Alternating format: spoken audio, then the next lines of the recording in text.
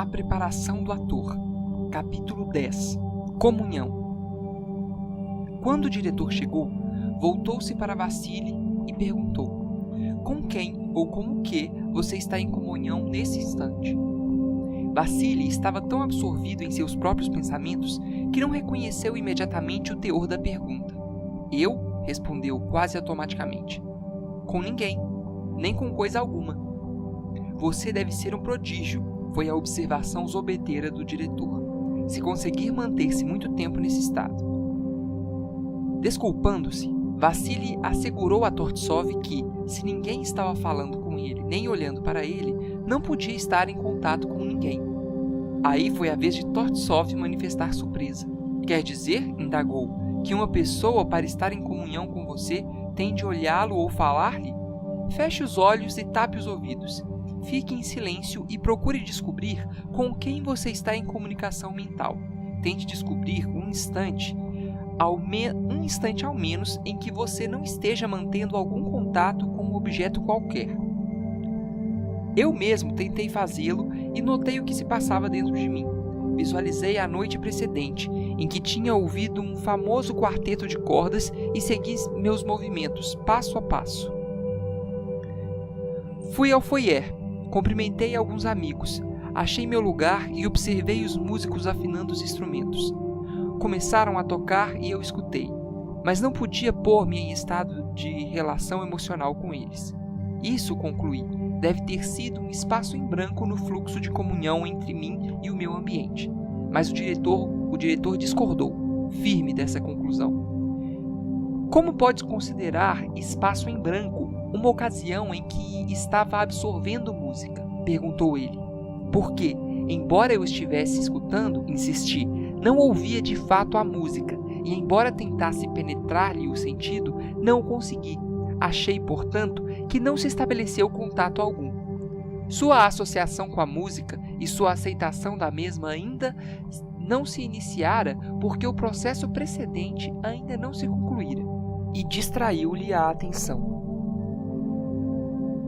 Quando terminasse esse processo, ou você se entregaria à música, ou ficaria interessado em qualquer outra coisa, mas não houve interrupção na continuidade da sua relação com alguma coisa. Talvez tenha sido assim, reconheci, e prossegui com as minhas recapitulações. Distraidamente, fiz um movimento que, pareceu-me, chamou a atenção dos que ouviam o concerto ao meu lado. Depois disso, fiquei muito quieto e fiz de conta que ouvia a música, mas de fato não a escutava, pois observava o que acontecia ao meu redor. Meu olhar desviou-se na direção de Tortsov, e notei que ele não percebera o meu movimento acidental. Olhei em volta do auditório, procurando o Shustov Sênior, mas nem ele, nem qualquer outro ator do nosso teatro estava lá. Depois tentei visualizar por toda a plateia, mas a essa altura minha atenção se dispersara tanto que eu não podia controlá-la nem dirigi-la. A música predispunha-me a toda sorte de imaginações. Pensei nos meus vizinhos, nos meus parentes que moram em outras cidades, longe, e em meu amigo morto. O diretor disse-me depois que essas coisas todas vieram-me à cabeça porque eu sentia a necessidade de compartilhar meus sentimentos e meus pensamentos com os objetos da minha meditação, ou de absorver desses objetos meus pensamentos e sentimentos. Finalmente, minha atenção foi atraída pelas luzes do lustre, e me entreguei a uma longa contemplação das mesas. Isso, estava convencido, foi por certo um momento em branco, pois, por mais que forçássemos a imaginação, nunca poderíamos considerar como forma de intercâmbio a contemplação daquelas luzes.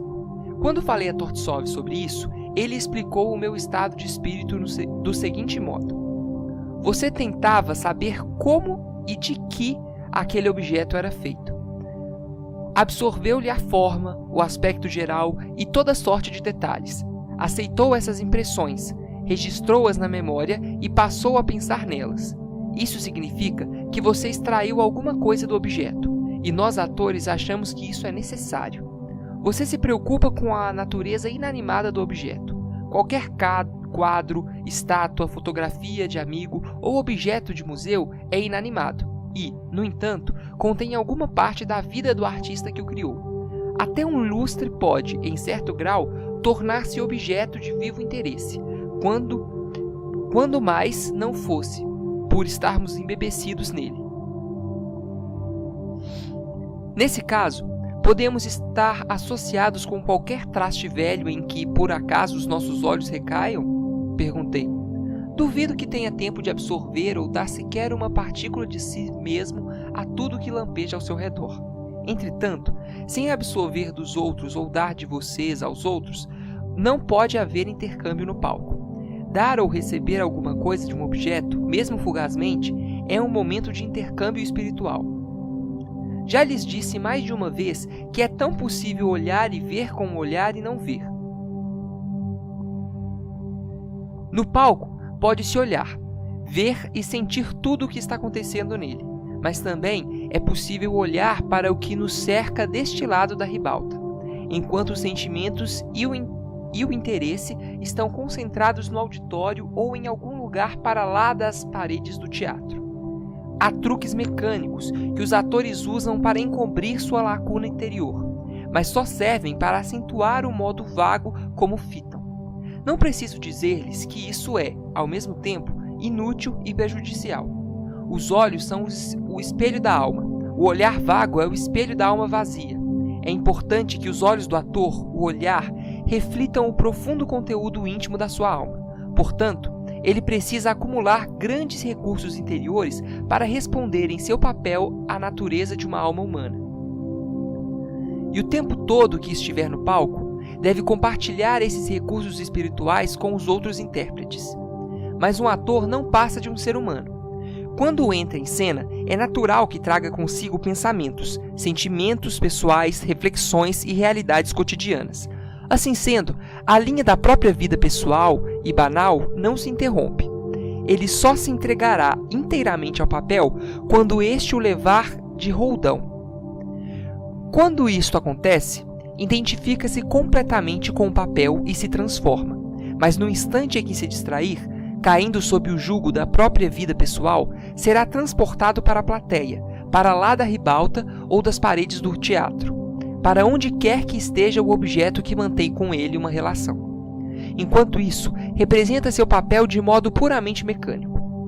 Quando esses lapsos são frequentes e estão sujeitos a interpelações da vida particular do ator, eles arruinam a continuidade do papel, pois não têm com ele a menor relação.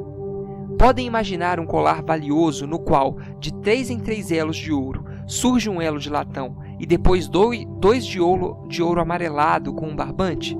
De que serviria um colar desses? E quem pode querer no palco uma linha de comunicação constantemente interrompida que, quando não deforma, destrói a representação? E, no entanto, se na vida real a comunicação entre as pessoas é importante, no palco é 10 vezes mais importante. Esta verdade decorre da natureza do teatro, que se baseia na intercomunicação dos personagens. Não se pode absolutamente conceber um dramaturgo que apresente seus heróis quer num estalo de consciência, quer adormecidos, ou em qualquer momento em que suas vidas interiores não estejam funcionando. Tampouco o imaginariam pondo em cena 2 personagens que não se desconhecem, como também se recusam a travar conhecimento, a trocar ideias e sentimentos, ou até mesmo se escondam um do outro, indo sentar-se mudos, cada qual num extremo do palco. Em tais circunstâncias, não haveria motivo algum para o espectador ir ao teatro, pois não poderia obter aquilo que foi buscar, isto é, apreender as emoções e descobrir os pensamentos das pessoas que participam da peça. Como é diferente quando, ao entrarem em cena esses mesmos atores, um deles quer compartilhar seus sentimentos com o outro, ou convencê-lo de alguma coisa em que acredita, enquanto este envida todos os esforços para captar sentimentos e pensamentos. Quando o espectador presencia uma dessas trocas emocionais e intelectuais, é como se testemunhasse uma conversa. Participa em silêncio da troca de sentimentos e se deixa emocionar com as experiências dos dois. Mas só enquanto este intercâmbio prossegue entre os atores é que os atores do teatro podem compreender inteiramente e participar do que se passa na cena.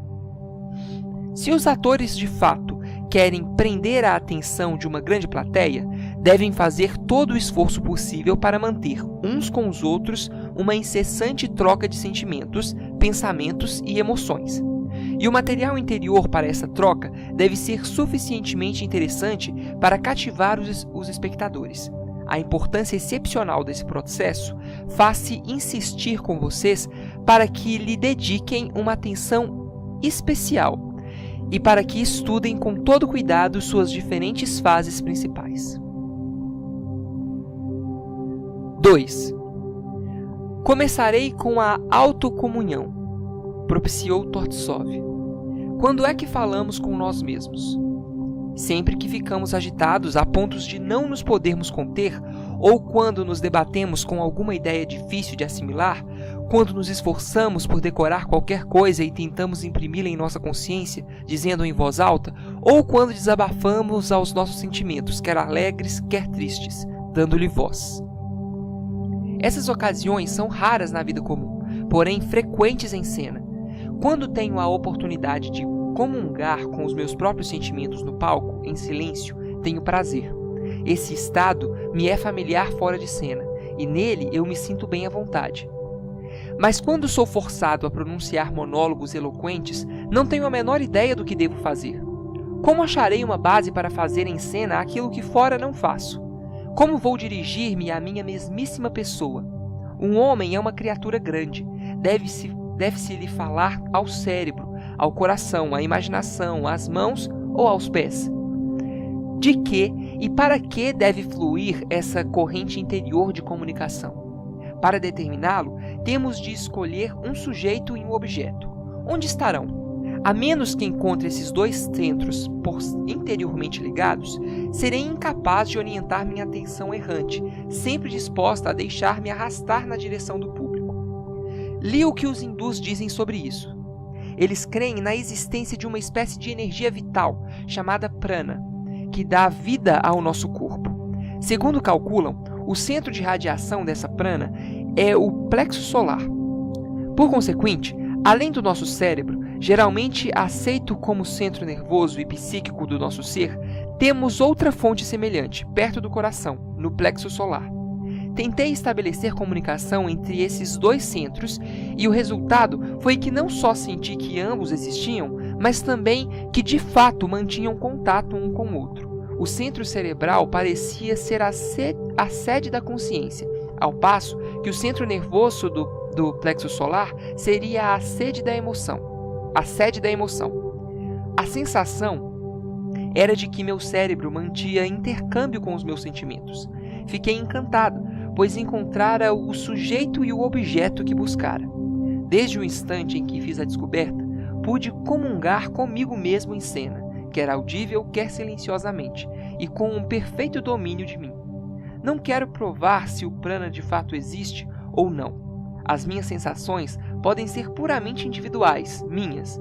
Pode tudo ser fruto de minha imaginação. Nada disso tem importância, desde que me ajude e possa servir aos meus próprios fins. Se o meu método, prático e não científico, puder ser-lhes útil, ótimo. Se não, não insistirei nele. Após uma pequena pausa, Tortsov continuou. O processo de intercâmbio recíproco com o seu comparsa durante uma cena é muito mais fácil de alcançar. Mas aí também damos com uma dificuldade. Suponhamos que um de vocês esteja comigo em cena e que estamos em comunicação direta. Mas eu sou altíssimo. Olhem só para mim. Tenho nariz, boca, braços, pernas e um grande corpo. Vocês podem comunicar-se simultaneamente com todas essas minhas partes? Se não, escolham qualquer parte isolada à qual desejam dirigir-se. Os olhos, sugeriu alguém, e acrescentou, porque são o espelho da alma. Estão vendo? Quando queremos comunicarmos com alguém, buscamos primeiro a sua alma, o seu modo interior. Agora procurem achar a minha alma viva, o eu verdadeiro, vivo. Como? Perguntei. O diretor ficou abismado. Você nunca dirigiu suas antenas emocionais para sondar a alma de outra pessoa? Olhe atentamente para mim. Tente compreender e captar meu estado de espírito. Sim, assim mesmo. Diga-me agora como me acha. Bondoso, cheio de consideração, delicado, vivo, interessado, respondi. E agora? Perguntou. Fitei-o atentamente, e de súbito vi não Tortsov, mas Famuzov, o célebre personagem da peça clássica A Desgraça por Excesso de Espírito, com todos os seus sinais característicos, aqueles olhos extraordinariamente ingênuos, a boca grande, as mãos balofas e os gestos moles de um velho boa-vida. E agora, com quem está em comunicação? Perguntou Tortsov com a voz de Famuzov. Com Famuzov, está claro, respondi. E onde foi parar Tortsov? Disse ele, reassumindo instantaneamente sua personalidade. Se não estivesse com a atenção dirigida para o nariz ou as mãos de Famuzov, que eu transformei por um processo técnico, e sim para o espírito interior, você teria verificado que este não mudou. Eu não posso expulsar minha alma do meu corpo e alugar outra para substituí-la. E neste caso, com o que foi que entrou em contato? Era justamente o que eu me perguntava, e, por isso, pus-me a evocar a mudança que os meus sentimentos sofreram quando meu objeto passou de Tortsov a Famuzov, como passaram do respeito inspirado pelo primeiro à ironia e ao riso bem-humorado que desperta o outro. Evidentemente, eu devia ter mantido contato com o meu espírito interior o tempo todo. Entretanto, não podia manifestar-me com clareza a respeito. Você estava em contato com um novo ser, explicou, que pode chamar de Famuzov, Tortsov ou Tortsov-Famuzov. Com o tempo, compreenderá essas transformações miraculosas do artista criador. Por enquanto, basta compreender que as pessoas buscam sempre alcançar o espírito vivo do seu objeto, e não cuidam de narizes, olhos ou botões como fazem certos atores em cena. Basta que duas pessoas entrem em contato direto para que logo ocorra um intercâmbio natural, recíproco. E tenho de admitir, para vocês, meus pensamentos, e vocês se esforçam para absorver algo da minha ciência e experiência. Mas isso não significa que a troca é recíproca, argumentou Grisha. O Senhor, que é o sujeito, transmite-nos as suas sensações, mas tudo o que nós, objetos, fazemos é receber. O que há de recíproco nisso? Diga-me, o que é que você está fazendo neste instante? Perguntou Tortsov. Não está me respondendo? Não está dando voz às suas dúvidas e tentando convencer-me? É esta a confluência de sentimentos que procura. Agora é, mas acaso seria quando o senhor estava falando? Grisha afetava-se à sua opinião.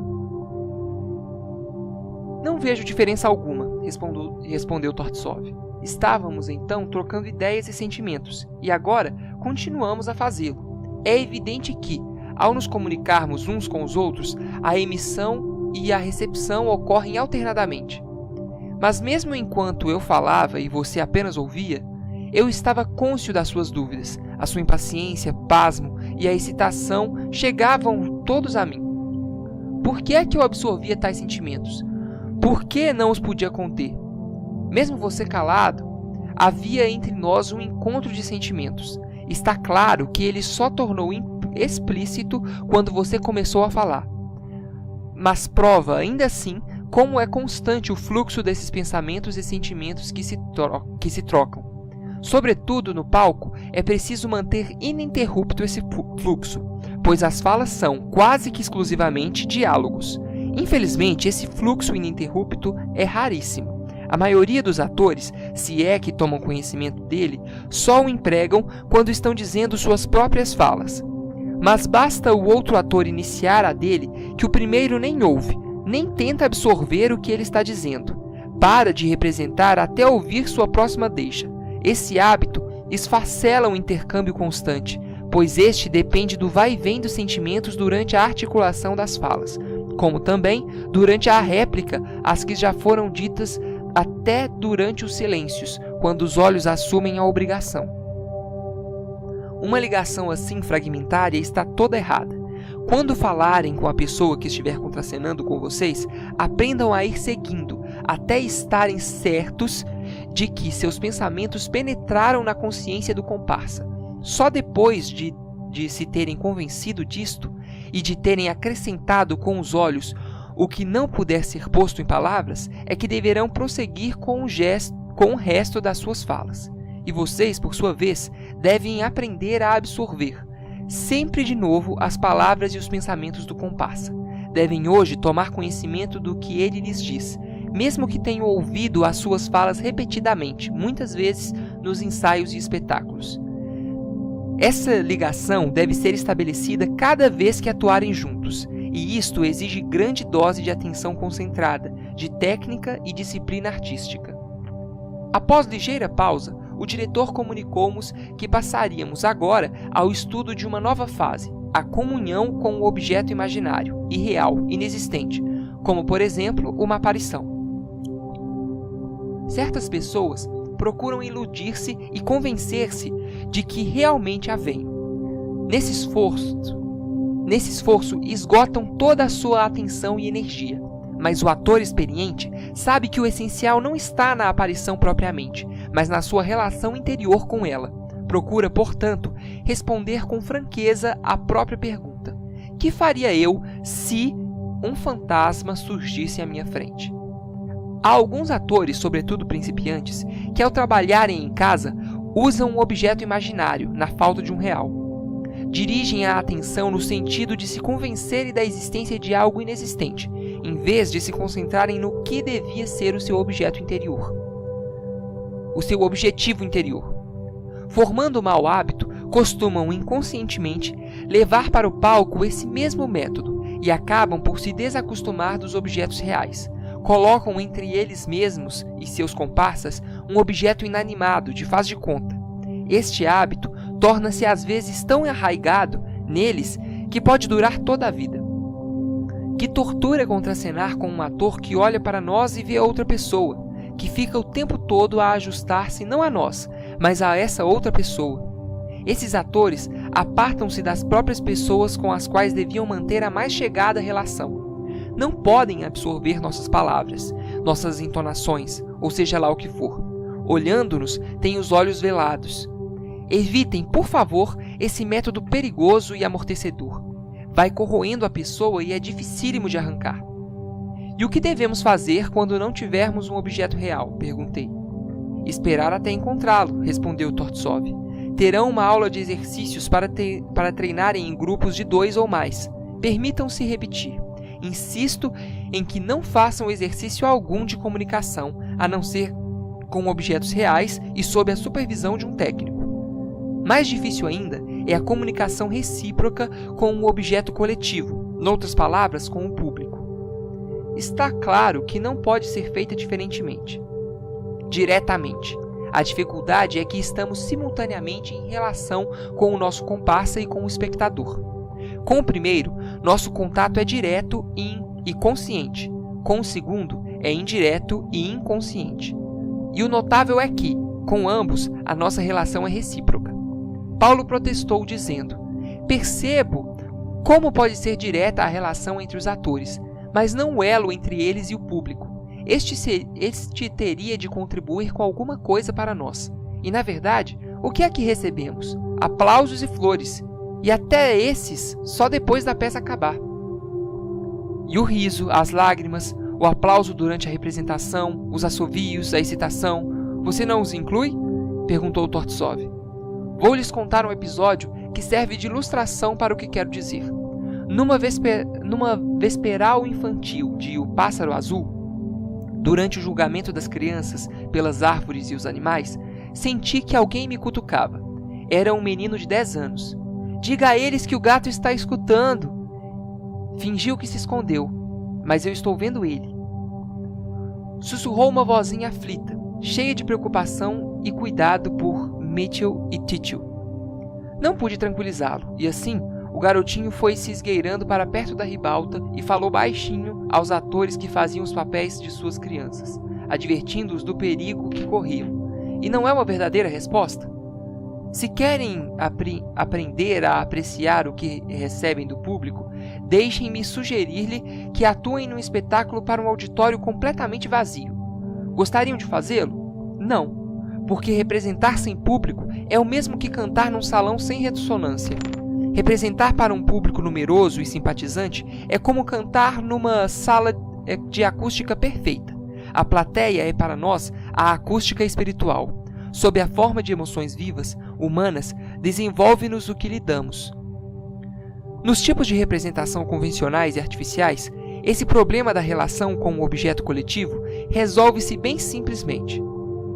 Vejam-se as velhas farsas francesas. Nelas, os atores falam constantemente para o público, vão direto à boca de cena e desferem quer rápidas observações individuais, quer longas arengas, explicando os rumos da peça. Isso é feito com impressionante segurança, confiança própria e aprumo. De fato, já que vamos nos pôr em relação direta com o público, o melhor é dominá-lo. Há outro ângulo ainda, lidar com cenas de multidão. Somos forçados a estabelecer relação direta e imediata com o objeto massa. Algumas vezes, voltamos-nos para indivíduos na turba.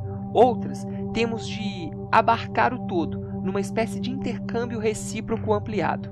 O fato de que a maioria dos indivíduos que compõem uma cena de multidão naturalmente diferem por completo um dos outros, e de que contribuem com os mais variados pensamentos e emoções para esse intercâmbio recíproco, intensifica muitíssimo o processo.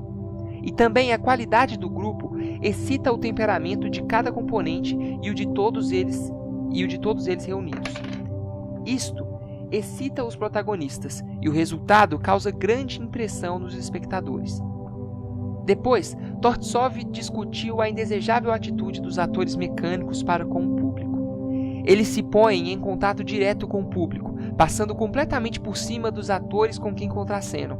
É o processo de menor esforço.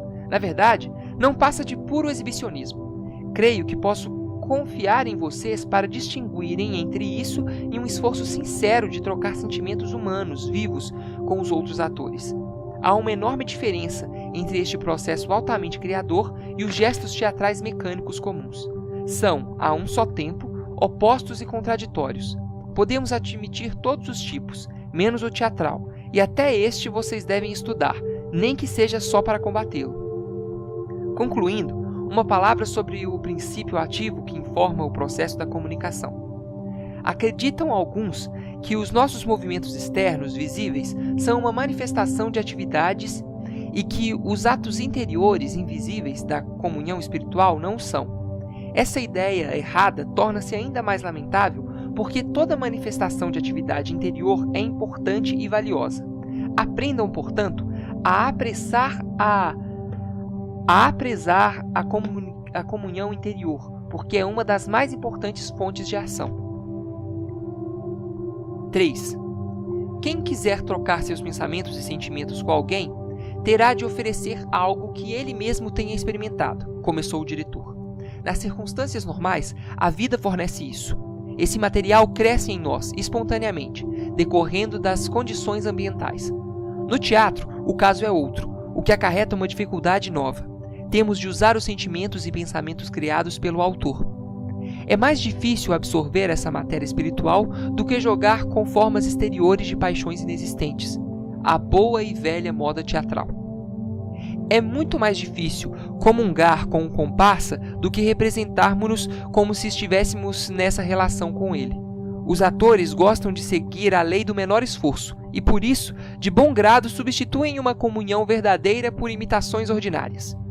Isto merece ponderação, pois quero que vocês compreendam, vejam e sintam o que é que temos mais probabilidades de emitir para o público, à guisa de trocar pensamentos e sentimentos.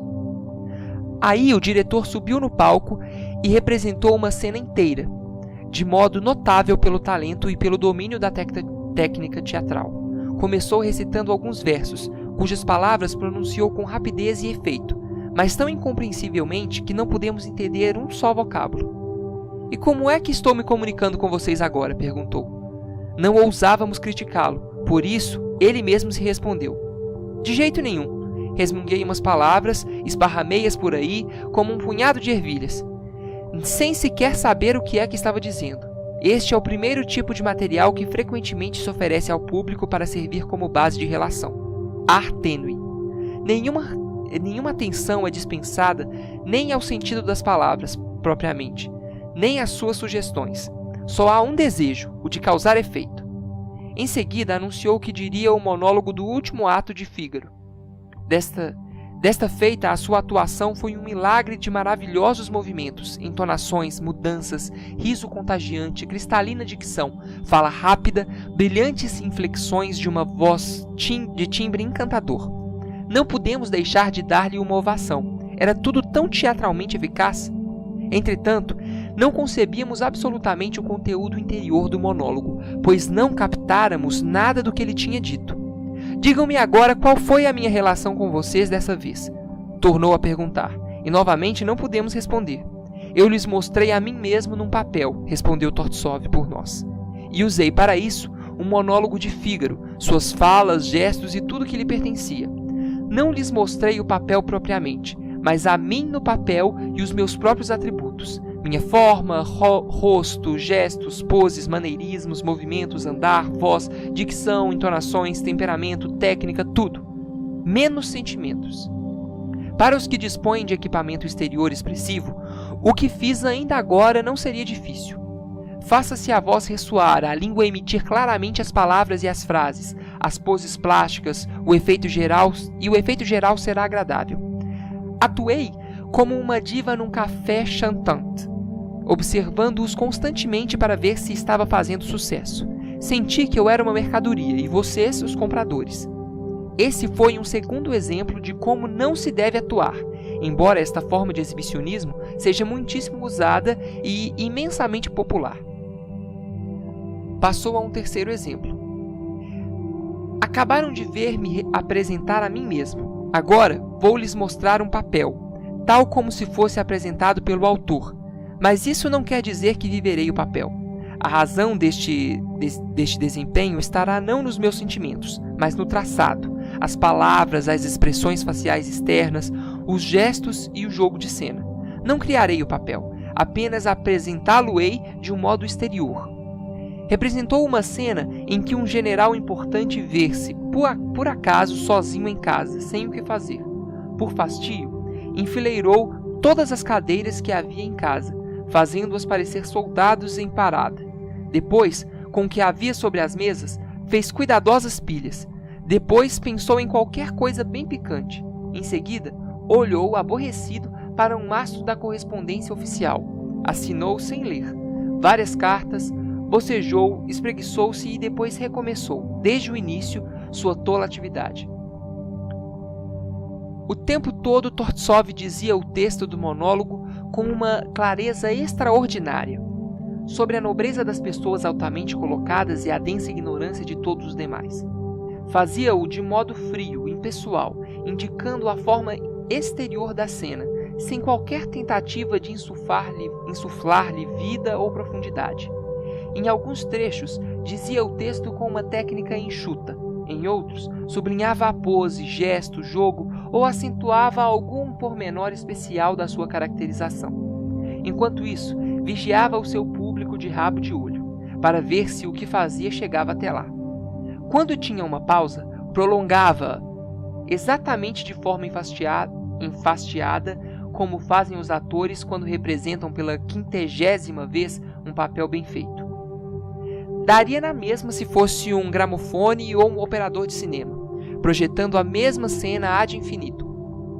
Agora, prosseguiu, resta demonstrar a maneira e os meios corretos que se devem usar para estabelecer contato entre palco e público. Já me viram demonstrá-lo muitas vezes.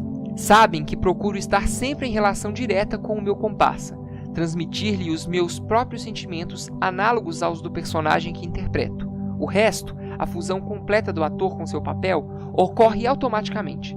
Agora, vou pô-los à prova. Assinalarei a comunicação incorreta entre vocês e os seus comparsas tocando uma campainha, dizendo incorreto. Quero indicar que não estão em contato direto com o seu objeto, que estão exibindo o papel ou vocês mesmos, ou registrando suas falas impessoalmente. Todos esses erros levarão campainha. Lembrem-se de que há somente 3 tipos capazes de obter a minha aprovação silenciosa: a comunicação direta com o objeto em cena e a comunicação indireta com o público. B. A autocomunhão. C. A comunicação com o objeto ausente ou imaginário. E o teste começou. Paulo e eu pensávamos em trabalhar bem e ficamos surpresos com os frequentes sinais da campainha. Todos os outros foram postos à prova desse mesmo modo. Grisha e Sônia foram os últimos, e pensávamos que o diretor tocaria a campainha sem parar. Entretanto, tocou-a muito menos do que a gente esperava. Quando lhe perguntamos por quê, explicou. Significa apenas que muitos dos que contam prosa se enganam, e outros, que eles criticam, mostram-se capazes de estabelecer uns com os outros o contato certo. Em ambos os casos, é uma questão de percentagem, mas a conclusão que devemos tirar é que não existe relação completamente certa, nem completamente errada. O trabalho do ator é misto, tem bons e maus momentos. Se tiverem de fazer uma análise, vocês dividiram seus resultados em porcentagem, dando tanto ao ator pelo contato com seu comparsa, tanto pelo contato com o público, tanto por ter demonstrado o traçado de seu papel, tanto por ter se ele próprio exibido. A relação entre essas percentagens, na soma total, determina o grau de exatidão com que o ator pode efetuar o processo de comunhão. Alguns obterão maior cotação das relações com os comparsas. Outros, na sua capacidade de comunhão com o objeto imaginário ou com eles próprios. Estes são os que se aproximam do ideal. No setor negativo, alguns tipos de relação entre sujeito e objeto são menos ruins do que outros. É, por exemplo, menos mal exibirem pessoalmente o traçado psicológico do papel do que exibir-se a si mesmo ou ter uma atuação mecânica. É infinito o número de combinações. Por consequente, o melhor é vocês adquirirem o hábito de 1. Encontrar o seu objeto real em cena e entrar em comunicação ativa com ele. E 2. Reconhecer os falsos objetos, as relações falsas e combatê-los. Acima de tudo, prestem especial atenção à qualidade do material espiritual em que basearam sua comunicação com os outros. 4. Hoje vamos conferir o equipamento externo de que vocês dispõem para a intercomunicação, anunciou o diretor. Preciso saber se avaliam deveras os meios que estão às suas ordens. Por favor, subam ao palco, sentem-se aos pares e iniciem qualquer tipo de discussão. Calculando que Grisha seria a pessoa mais fácil de se puxar uma briga, sentei-me ao seu lado e não tardou muito para que o meu propósito se cumprisse. Tortsov notou que, expondo minhas razões a Grisha, eu usava livremente os dedos e livremente dos dedos e dos pulsos. Por isso, ordenou que fossem atados. Mas por quê? Perguntei, para que compreenda quantas vezes deixamos de apreciar devidamente os nossos instrumentos.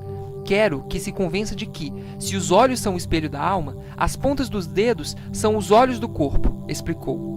Privado do uso das mãos, aumentei minha entonação, mas Tortsov pediu-me que falasse sem erguer a voz e sem acrescentar inflexões extras. Eu teria de usar os olhos, a expressão facial, as sobrancelhas, o pescoço, a cabeça, o tronco. Tentei substituir os meios de que fora privado. Então, me amarraram na cadeira e só deixaram livres minha boca, minhas orelhas, o rosto e os olhos. Logo até estes foram vendados, e a única coisa que eu podia fazer era rugir, o que não adiantava. A essa altura, o mundo exterior deixou de existir para mim. Nada mais me restava senão minha visão interior, meu ouvido interior, minha imaginação. Deixaram-me nesse estado por algum tempo, e então ouvi uma voz que parecia vir de muito longe. Era Tortsov dizendo: "Quer de volta algum órgão de comunicação? Se quiser, diga. Qual deles?" Tentei indicar que ia refletir sobre isso. Como poderia escolher o órgão mais necessário? A vista exprime os sentimentos. A palavra exprime o pensamento. Os sentimentos devem influenciar os órgãos vocais, porque a entonação da voz exprime a emoção interior, e o ouvido também é para eles um grande estímulo. O ouvido, entretanto, é um adjunto necessário da palavra. Além disso, ambos orientam o uso do rosto e das mãos. Finalmente exclamei com raiva: "O ator não pode ser mutilado, tem de ter todos os seus órgãos." O diretor louvou-me e disse: "Finalmente está falando como um artista que aprecia o valor real de cada um desses órgãos de comunicação. Oxalá vejamos desaparecer para sempre o olhar vazio do ator, Seu rosto e fronte imóvel, sua voz opaca, seu falar sem inflexão, seu corpo contorcido com a espinha e os pescoços duros, seus braços, mãos e dedos de pau, pernas sem movimento, seu andar desengonçado e seus dolorosos maneirismos. Esperemos que os nossos atores dediquem ao seu equipamento criador o mesmo cuidado que o violinista dispensa ao seu adorado Stradivarius ou Amati. 5. Até aqui, temos lidado com o processo exterior, visível, físico da comunhão, começou o diretor. Mas há outro aspecto importante, que é interior, invisível e espiritual. Minha dificuldade agora é ter de falar-lhes sobre uma coisa que eu sinto, mas não conheço. É algo que experimentei, mas que, entretanto, não posso formular em tese.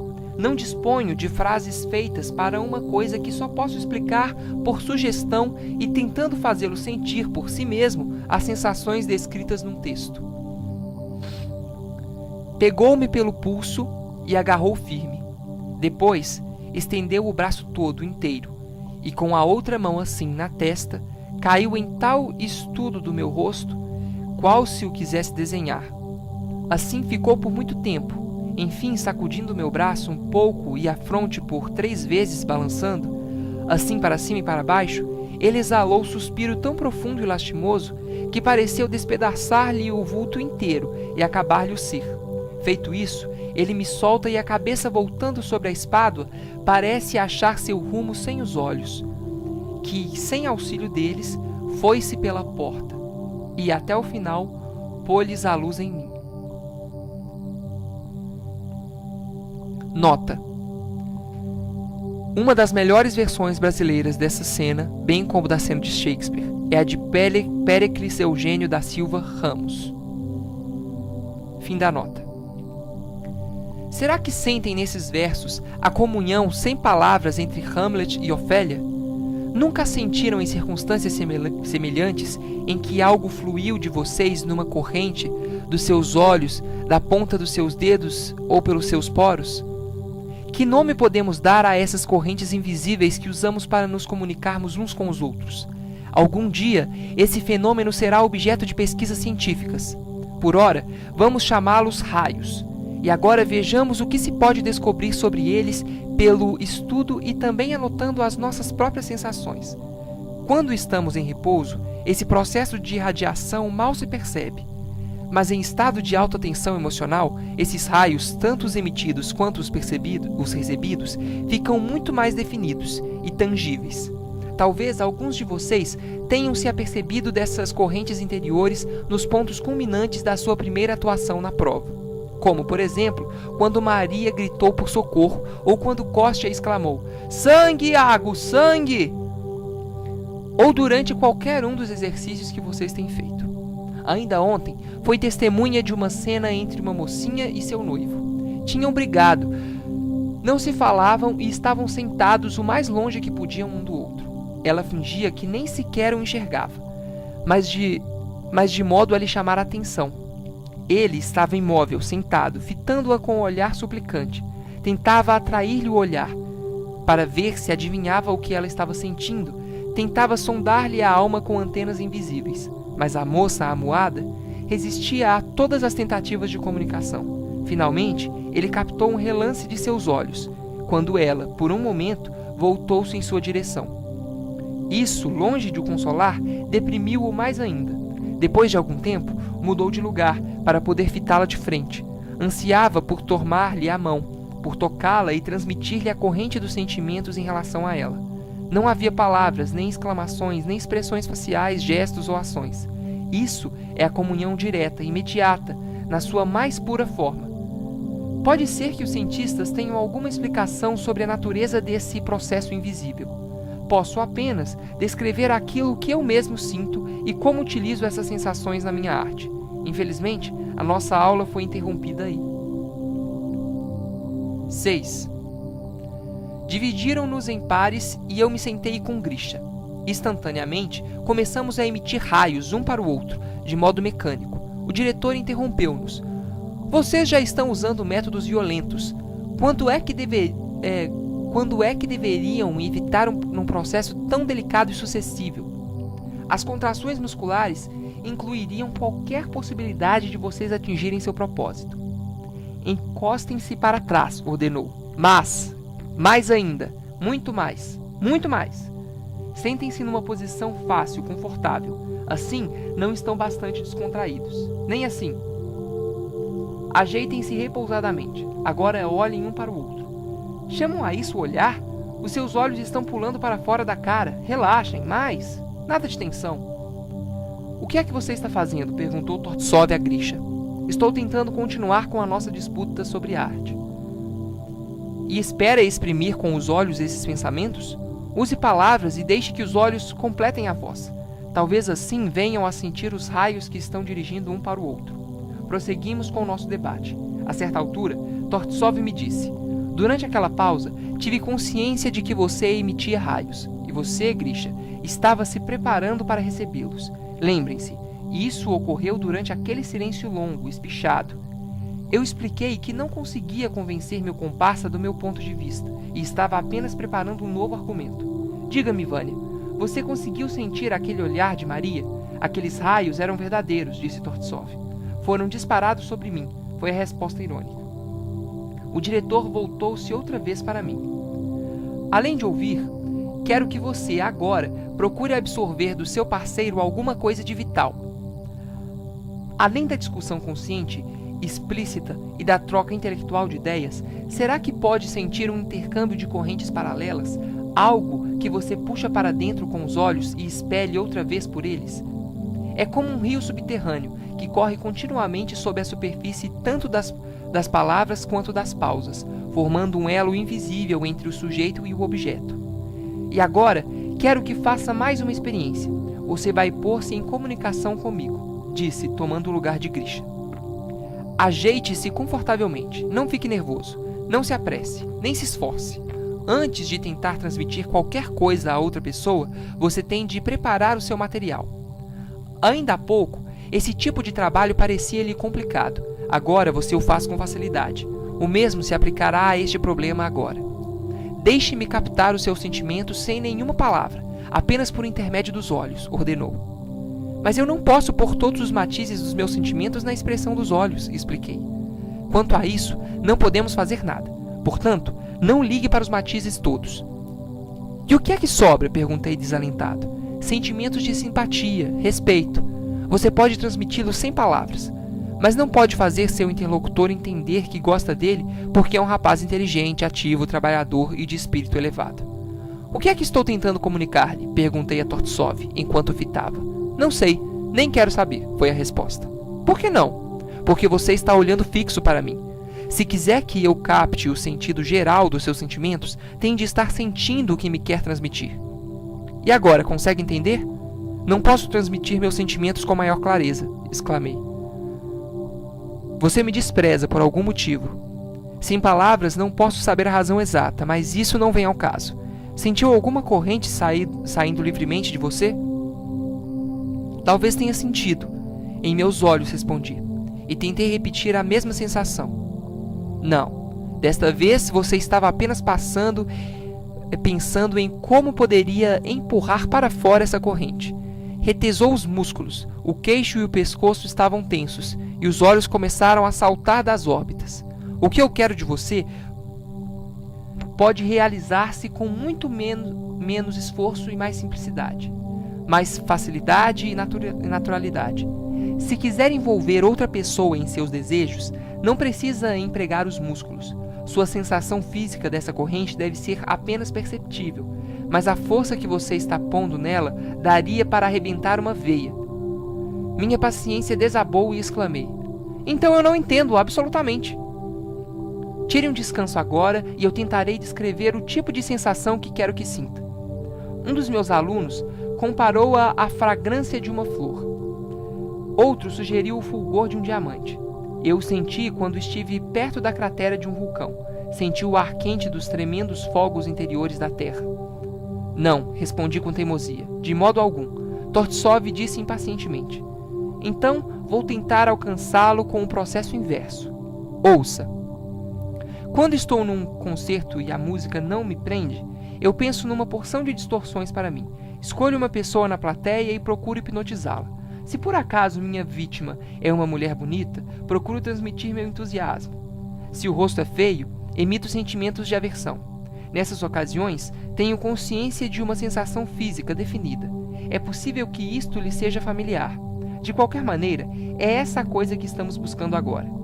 E o senhor mesmo assente quando está hipnotizando outra pessoa? Perguntou Paulo. Sim, claro. E se você já tentou utilizar a hipótese, deve saber exatamente o que quero dizer, afirmou Tortsov. Isso, para mim, é ao mesmo tempo familiar e simples, exclamei aliviado.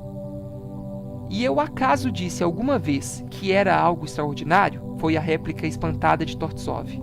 Eu estava procurando qualquer coisa muito especial. É isso que sempre acontece, observou o diretor. Basta usar uma palavra como criatividade e vocês sobem logo nas suas andas. Agora, vamos repetir a experiência. O que é que eu estou irradiando? Perguntei. Desdém outra vez. E agora? Esse também é um sentimento amistoso, mas encerra um toque de ironia. Fiquei encantado porque ele entendera as minhas intenções.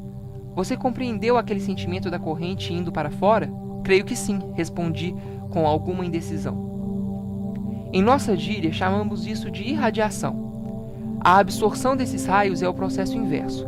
Vamos tentá-lo. Trocamos de papel. Ele começou a comunicar-me os seus sentimentos e eu a adivinhá-los. Procure definir com palavras a sua sensação, sugeriu depois que acabamos a experiência. Eu o exprimiria com uma comparação. É como um pedaço de ferro sendo atraído por um ímã. O diretor aprovou. Depois, perguntou-me se eu tivera cônscio do elo interior que nos ligava durante nossa comunicação silenciosa. Tive a impressão que sim, respondi. Se você conseguir estabelecer uma cadeia longa e coerente desses sentimentos, terá alcançado o que chamamos de agarrador. Então, a emissão e a absorção serão muito mais fortes, agudas e palpáveis. Quando lhe pediram que descrevesse mais amplamente o que queria dizer com agarrador, Tortsov prosseguiu. É aquilo que um bulldog tem nas mandíbulas. Nós, atores, temos de ter a mesma capacidade de agarrar com os nossos olhos, ouvidos e todos os nossos sentidos. Se um ator tem de ouvir, que o faça atentamente. Se deve cheirar, que cheire com força. Se tiver de olhar para alguma coisa, use os olhos de fato. Mas isso tudo está claro, deve ser feito com tensão muscular desnecessária. Quando representei aquela cena de Otelo, mostrei algum agarrador? Perguntei. Houve 1 ou 2 momentos, reconheceu Tortsov. Mas isso é muito pouco. Todo o papel de Otelo exige uma garra total. Para uma peça simples, basta um pulso comum. Mas para uma peça de Shakespeare, é preciso uma garra absoluta. Na vida cotidiana, não precisamos de um agarrador total, mas em cena, principalmente para representar tragédia, é indispensável. Comparem só.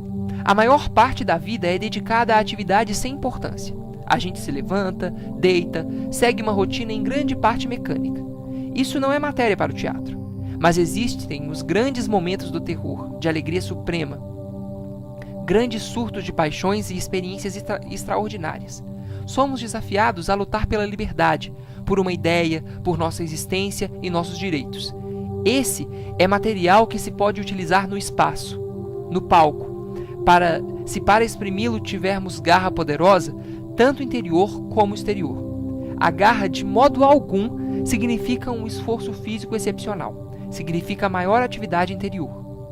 O ator deve aprender a concentrar-se em cena, em algum problema interessante, criador.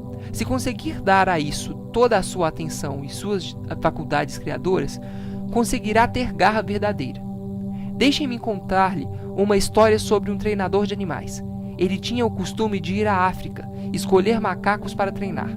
Grande número deles era reunido em algum lugar, e dentre esses escolhidos, os que considerava mais promissores para o seu objetivo. E como fazia a escolha? Separava cada macaco e procurava interessá-lo em algum objeto, um lenço de cor viva que sacudia à sua frente ou algum brinquedo capaz de diverti-lo pela cor ou pelo som. Depois que a atenção do animal estava concentrada nesse objeto, o treinador começava a distraí-lo, apresentando alguma outra coisa, um cigarro talvez, ou uma noz.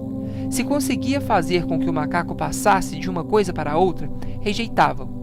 Se, ao contrário, verificava que o animal não podia ser desviado do primeiro objeto do seu interesse e se esforçava por buscá-lo quando o retiravam, o amestrador o comprava. Sua escolha era determinada pela capacidade do macaco apreender alguma coisa e agarrá-la. É assim que nós, muitas vezes, julgamos a capacidade de atenção dos nossos estudantes, a sua capacidade de se manterem em contato uns com os outros, pela força e continuidade do seu agarrador. 7. O diretor começou a nossa aula dizendo: já que essas correntes são tão importantes na inter-relação dos atores, será possível controlá-las por meios técnicos? Podemos produzi-las à vontade? Também nisto, vemo-nos sujeitos a ter de trabalhar de fora, quando os nossos desejos não vêm de dentro espontaneamente. Por sorte, há um laço orgânico entre a alma e o corpo. Seu poder é tamanho que ele quase consegue ressuscitar os mortos. Pensem num homem aparentemente afogado. O pulso parou e ele está inconsciente. Com o emprego de movimentos mecânicos, seus pulmões são forçados a receber e expelir o ar. Isso dá início à circulação do sangue e depois seus órgãos retomam as funções normais, sendo assim reconstituída a vida nesse homem praticamente morto. Usando os meios artificiais, trabalhamos com o mesmo princípio. Auxílios exteriores estimulam um processo interior. Deixem-me agora mostrar-lhes como se aplicam esses auxílios. Tortsov sentou-se de frente para mim e pediu-me que escolhesse um objeto, com sua devida base imaginativa, e o transmitisse a ele. Permitia o uso de palavras, gestos e expressões faciais. Levou muito tempo, até que, finalmente, compreendi o que pedia e consegui comunicar-me com ele. Mas conservou-me por muito tempo observando, habituando-me às sensações físicas decorrentes disso. Depois que dominei o exercício, foi restringindo, um por um, meus meios de expressão, palavras, gestos, etc., até que me vi forçado a levar avante minha comunicação com ele unicamente pela emissão e recepção de raios. Depois disso, fez-me repetir o processo de modo puramente mecânico, físico, sem permitir a participação de sentimento algum. Levei tempo para separar uma coisa da outra, e quando consegui, perguntou-me como me sentia. Feito uma bomba que só puxa para cima e mais nada, respondi. Sentia as correntes que saíam principalmente dos olhos e talvez parcialmente do lado do meu corpo, em sua direção. Então, continue a despejar essa corrente de modo apenas físico e mecânico, o maior tempo que puder, ordenou. Não tardei muito em desistir daquilo que chamei de um processo perfeitamente sem sentido. Então, por que não lhe instilou algum sentido? Perguntou. Seus sentimentos acaso não chamavam por vir socorrê-lo, e sua memória de emoções acaso não sugeria alguma experiência que você pudesse utilizar como material para a corrente que emitia? Naturalmente, se eu fosse obrigado a prosseguir com esse exercício mecânico, seria difícil deixar de usar alguma coisa para motivar minha ação. Teria de lhe dar alguma base. Por que não transmite o que sente neste momento mesmo? Desalento, incapacidade, ou descubra outra sensação, sugeriu Tortsov. Tentei transmiti-la, minha contrariedade e exasperação. Meus olhos pareciam dizer: Deixem-me em paz, sim? Por que insistir? Por que me atormentar? Como se sente agora? Perguntou Tortsov. Dessa vez, sinto que a bomba tem alguma outra coisa, além de ar para trazer para cima. Então a sua insensata emissão física de raios, afinal de contas, adquiriu sentido e propósito. E passou a outros exercícios, baseados na recepção de raios. Era o processo inverso, e apenas descreverei um detalhe novo. Antes de conseguir absorver dele o que quer que fosse, eu tinha de sondar com os meus olhos o que ele queria que eu extraísse dele. Isso exigia uma procura atenta. que eu sondasse o caminho para chegar-lhe ao estado de ânimo e estabelecer com este algum tipo de ligação. Não é fácil fazer por meios técnicos o que na vida comum é natural e intuitivo, disse Tortsov. Entretanto, posso dar-lhe este consolo. Quando você estiver em cena, interpretando seu papel, o processo se atuará muito mais facilmente do que num exercício em aula. A razão é que, para o nosso presente objetivo, você teve de ciscar para reunir algum material casual utilizável. Já em cena, todas as suas circunstâncias dadas foram previamente preparadas, seus objetivos foram fixados, suas emoções amadurecidas e prontas para atender ao sinal, vindo à tona. Bastará um leve impulso e os sentimentos preparados para seu papel jorrarão, num fluxo contínuo e espontâneo. Quando fazemos um sifão para esvaziar a água de um frasco, sorvemos o ar uma única vez e a água despeja-se por si só. O mesmo se dá com você. Dê o sinal, abra o caminho e os seus raios e correntes se despejarão. Quando lhe perguntaram como desenvolver essa habilidade por meio de exercícios, ele disse: há os 2 tipos de exercícios que fizemos ainda agora. O primeiro ensina a estimular um sentimento que vocês transmitem a outra pessoa. Ao fazê-lo, observem as sensações físicas que o acompanham. Da mesma forma, aprendem a reconhecer a sensação, a absorver sentimentos provenientes de outra. O segundo consiste em fazer um esforço para sentir as simples sensações de emitir e absorver sentimentos, sem a experiência emocional que as acompanha. Para isso, é indispensável uma grande concentração de atenção. De outro modo, poderiam facilmente confundir essas sensações com as contrações musculares comuns. Caso estas ocorram, escolham algum sentimento interior que queiram irradiar, mas, sobretudo, evitem a violência e a contorção física. A irradiação e a absorção das emoções devem ocorrer facilmente, livremente, naturalmente e sem qualquer perda de energia. Mas não façam esses exercícios sozinhos nem com pessoa imaginária. Usem sempre um objeto real, que de fato esteja com vocês e queira trocar sentimentos. A comunhão tem de ser recíproca. Também não tentem fazer esses exercícios a não ser sob a supervisão do meu assistente. Vocês precisam de seu olhar experiente para evitar que se enganem e também pelo risco de confundir a tensão muscular com o processo certo. Como parece difícil, exclamei. Difícil fazer uma coisa normal e natural? Disse Tortsov. Você está enganado. Tudo que é normal pode ser feito com facilidade. É muito mais difícil fazer algo contrário à natureza. Estude as suas leis e não intente nada que não seja natural. Todas as primeiras etapas de nosso trabalho pareceram-lhes difíceis. O relaxamento dos músculos, a concentração da atenção e o resto. Agora, entretanto, já são uma segunda natureza. Devem alegrar-se porque enriqueceram a sua bagagem técnica com este importante estímulo à comunhão.